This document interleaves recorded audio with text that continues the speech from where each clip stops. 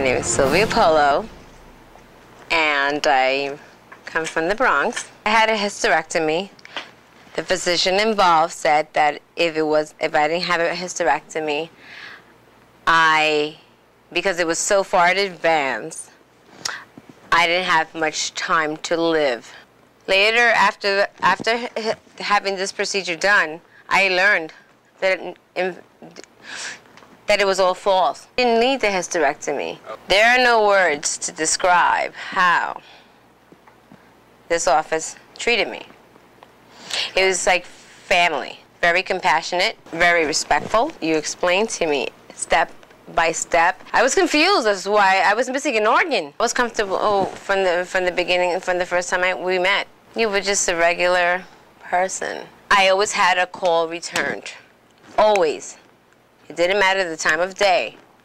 If I didn't understand something, it was explained, not in legal terminology. We'll never forget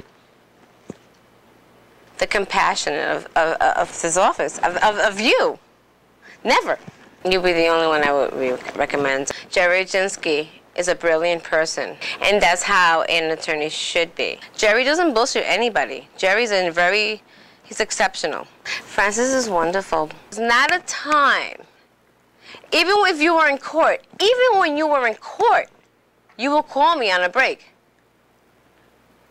And I would tell her, it has nothing to do with this, but you still called. Welcome and thank you for joining me. I'm Gerry Oginski, a New York medical malpractice and personal injury trial lawyer practicing law here in the state of New York. In today's video tip, you heard about Sylvia and her case involving an unnecessary hysterectomy. We learned that as a result of improperly reading and recognized pathology reports of certain tests that were performed, Sylvia's doctor recommended that she have a hysterectomy and told her that if she did not have a hysterectomy, the cancer that she had inside of her would spread and she would shortly die. Sylvia was only 27 years old at the time and had 2 small young children. She certainly did not want to leave her children without a mother, so she agreed to undergo the hysterectomy. In Sylvia's case, we were able to show that the doctor performed an unnecessary hysterectomy. How did we know that? By obtaining the records, and specifically the pathology records, which showed that after the hysterectomy had been performed, there was no cancer anywhere.